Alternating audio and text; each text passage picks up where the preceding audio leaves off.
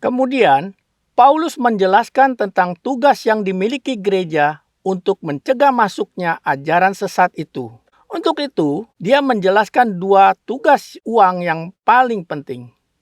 Saat Paulus meninggalkan Titus di Pulau Kreta, terjadi hal yang tidak beres, yaitu masuknya ajaran sesat ke dalam gereja. Namun, Paulus tidak sempat menyelesaikan masalah itu karena dia harus meninggalkan Pulau Kreta. Akhirnya, Titus yang harus menyelesaikannya. Selain itu, seharusnya Paulus menunjuk penatua dan penilik jemaat sebelum dia meninggalkan Pulau Kreta. Namun, keadaan tidak memungkinkan. Jadi, akhirnya Titus yang bertugas menunjuk penatua dan penilik jemaat. Hal pertama yang kita perhatikan dari bagian ini adalah dikatakan bahwa penatua dan penilik jemaat harus dipilih untuk memimpin gereja. Tetapi sebenarnya kata penatua dan penilik jemaat bukanlah dua jabatan yang berbeda, melainkan satu jabatan yang sama. Namun, poin yang Paulus sampaikan saat menjelaskan tentang penatua sedikit berbeda dengan poin yang dia sampaikan saat menjelaskan tentang penilik jemaat. Saat menjelaskan tentang penatua, dia menekankan pada keadaan keluarga. Dikatakan bahwa penatua hanya boleh memiliki satu istri dan anak-anaknya harus hidup beriman. Dikatakan bahwa penatua hanya boleh memiliki satu istri dan anak-anaknya harus hidup beriman. Alasannya adalah nanti kita akan melihat bahwa tujuan utama dari ajaran sesat yang masuk ke gereja adalah menghancurkan keluarga orang percaya. Karena itu, orang-orang yang menjadi pemimpin gereja haruslah orang yang bisa menjaga keluarganya dengan baik.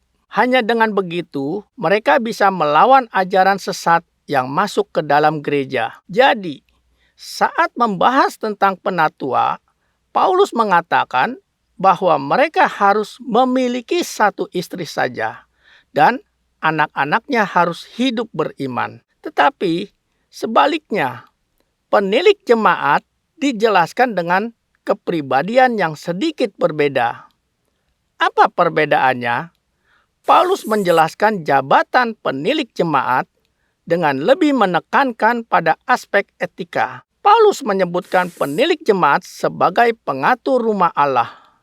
Artinya, gereja bukanlah milik para pemimpin gereja, melainkan amanat yang Tuhan percayakan untuk sementara waktu. Ada hal-hal yang menjadi kewajiban para penilik jemaat. Paulus menjelaskan dalam dua bagian, yaitu hal yang tidak boleh dilakukan dan hal yang harus dilakukan oleh penilik jemaat. Dikatakan bahwa penilik jemaat harus tidak angkuh, bukan pemberang, bukan peminum, bukan pemarah, dan tidak serakah. Beberapa sifat ajaran sesat ada di dalam sini. Di sini dikatakan tidak boleh serakah, karena guru-guru palsu yang memasuki gereja mencoba memanfaatkan gereja untuk mendapatkan untung yang memalukan. Jadi, tentu saja para pemimpin gereja tidak boleh mengambil keuntungan kotor. Kemudian, ada hal-hal yang harus dilakukan oleh penilik jemaat. Mereka harus suka memberi tumpangan pada orang asing.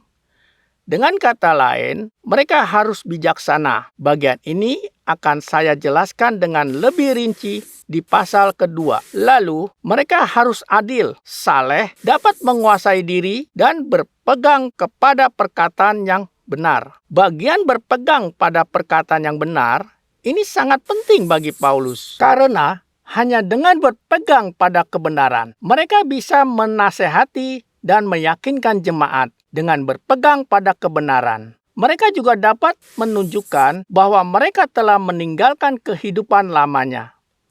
Paulus menjelaskan jabatan penatua melalui kaitannya dengan keluarga. Dan dia menjelaskan jabatan penilik jemaat dengan menekankan aspek etika.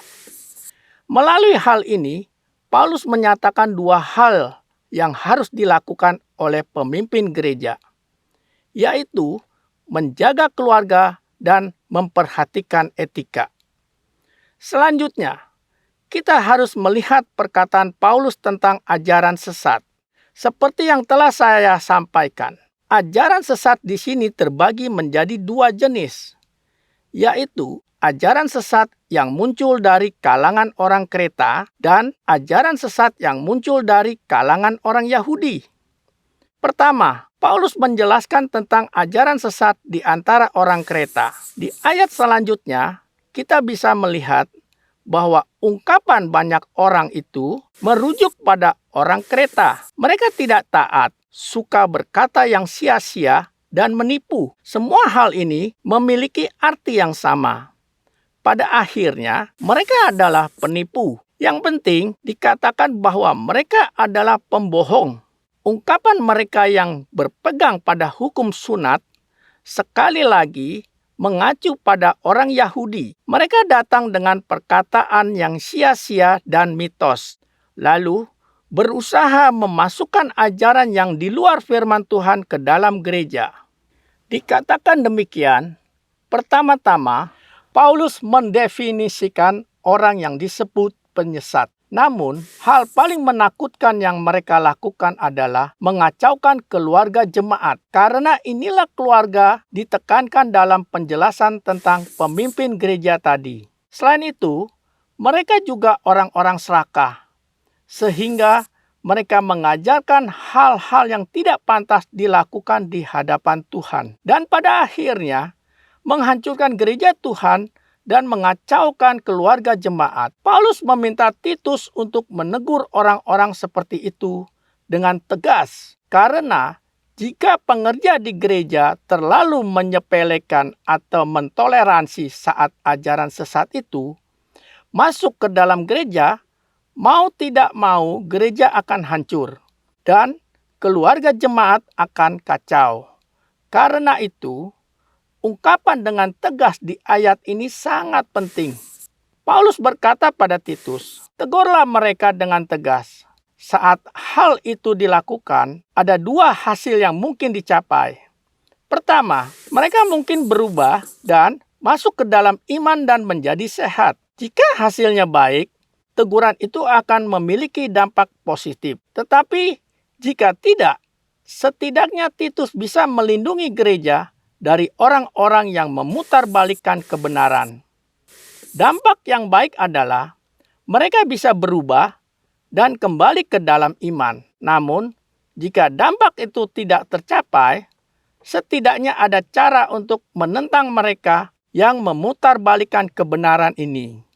Inilah yang Paulus katakan. Setelah menuliskan hal itu, Rasul Paulus menyampaikan dua hal lagi berkaitan dengan para penyesat. Kita bisa melihatnya sebagai peraturan. Ini adalah perkataan yang selalu muncul dalam teologi dan pemikiran Paulus. Bagi orang suci, semuanya suci. Tetapi bagi orang najis dan bagi orang tidak beriman, suatu pun tidak ada yang suci. Bagi orang suci, semuanya suci. Tetapi bagi orang najis dan bagi orang tidak beriman, suatu pun tidak ada yang suci. Karena baik akal maupun suara hati mereka najis. Mereka yang sudah terjerat kenajisan dan hilang imannya pasti sudah ternoda hati nuraninya. Sehingga apapun yang mereka makan menjadi najis. Apapun yang mereka katakan menjadi najis. Apapun yang mereka lakukan menjadi najis. Tidak ada yang suci bagi mereka yang najis dan tidak beriman. Ini yang Paulus katakan. Kemudian, masalah yang paling fatal dari para penyesat ini, khususnya yang berasal dari Yahudi, adalah kehidupan mereka yang tidak konsisten. Tidak konsisten, mereka mengakui Tuhan dari segi ilmu pengetahuan. Mereka tahu dan mengakui bahwa Tuhan itu ada. Mereka belajar melalui Alkitab Perjanjian Lama dan mengakui Tuhan dengan pengetahuan mereka. Masalahnya, mereka menyangkal Tuhan melalui tindakan mereka. Keberadaan Tuhan sama sekali tidak terpancar dalam kehidupan mereka. Pada akhirnya, mereka hanya mengakui Tuhan dalam pikiran, tapi hidup mereka menentang Tuhan. Jadi, Dengan kata lain, orang-orang seperti ini tidak melakukan pekerjaan yang baik dan tidak menghasilkan buah. Karena itu, Paulus menyebut mereka orang yang tidak sanggup berbuat sesuatu yang baik. Jadi, tentang penyesat yang menyusup ke dalam gereja dan mencoba mengacaukan keluarga jemaat, Paulus mengatakan bahwa mereka tidak berguna. Kata-kata mereka tidak berguna dan segala yang mereka lakukan tidak berguna karena sudah menjadi najis. Dari sini terlihat jelas bahwa tidak peduli seberapa meyakinkan mereka, jika mereka kembali ke gereja sebagai guru palsu atau penyesat, tidak akan ada gunanya bagi siapapun. Nah, mari kita merangkum firman yang kita dengar hari ini, khususnya tentang penyesat. Pertama, sosok mereka tidak taat, suka berkata yang sia-sia, dan suka menipu. Kedua, tindakan mereka.